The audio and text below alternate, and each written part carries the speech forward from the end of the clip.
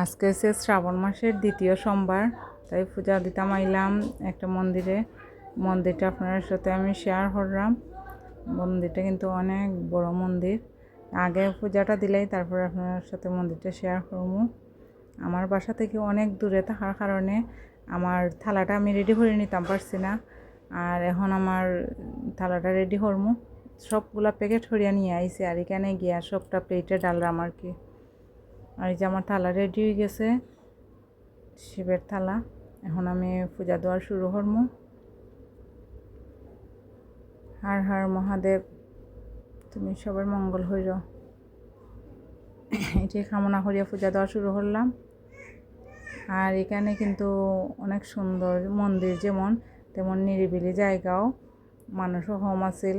সব মন্দিরে তো আর এরকম নিরিবিলি দেওয়া যায় না, কিন্তু এই মন্দিরটা নিরিবিলি তাহায় ভক্তি বড়িয়েই দেওয়া গেছে। অন্য জায়গায়ও কিন্তু ধাক্কা ধাক্কি থাকলে তো বুঝেন তো সবই, যতটা আরাম করে দেওয়া যায় না। এইখানে তো একলাই আসলাম, মানুষ কম থাকার কারণে দিছি, সুন্দর করে দেওয়া গেছে পূজাটা। আর এই যে পূজা দেওয়া আমার শেষ হয়ে যায়, এটাই কামনা করি যে সবের মঙ্গল হরকা ভগবানে।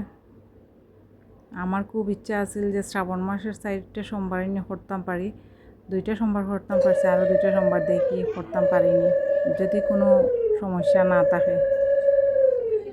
আমার পূজা দেওয়া প্রায় শেষ।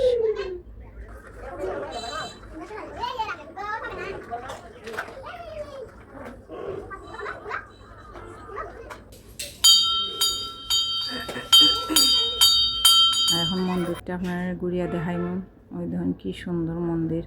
আর এই মন্দিরের ভিতরে একটা পুকুর আছে, বড় পুকুর। পুকুরটার পানিটা কিন্তু অনেক সুন্দর পানি। আর এনার মধ্যে মূর্তি বিসর্জন দেওয়া হয়। আর ওই যে দেখরানি একটা মন্দির, এটা হচ্ছে শিব মন্দির। ওই শিবের মূর্তিটা অনেক বড় মূর্তি। এটা কাজ পুরাটা শেষ হয়েছে না, মূর্তির রং হয়েছে না। মূর্তি মোটামুটি শেষ, কিন্তু এখনও রং করা হয়েছে না। আর আপনারা যে আমি শিব মন্দিরের রুমের ভিতরে যে মন্দিরটা, এটা পুরাটা বালাহরি দেখাইলাম। এই যে খুব সুন্দর লাগছে আমার কাছে মন্দিরটা। আরও অনেকে আইসো না ইয়া পূজা দিরা এখানে, ইনো এলাকার মানুষ ইয়া পূজা দিরা।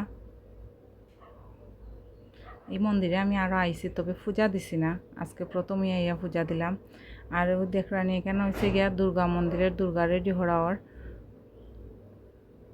সামনে দিয়ে কাপড় দেওয়া হয়েছে, আর দুর্গা রেডি হওয়ার। আর এই মন্দিরের ভিতরে আর একটা কালী মন্দির আছে, কালী মন্দিরে তারা পূজা দেওয়া শেষ দেখে তারা দরজা লাগাই রাখি দিছেন। মূর্তিটা খুব সুন্দর। আর এই যে পুরাটা মন্দির, এটারও কাজ শেষ হয়েছে না, কাজ চলে। কাজ মানে কাজটা দেখেই বুঝে যায় মন্দিরটা অনেক সুন্দর হইব। আর অনেক বড় জায়গা, তো মন্দিরটাও খুব সুন্দর।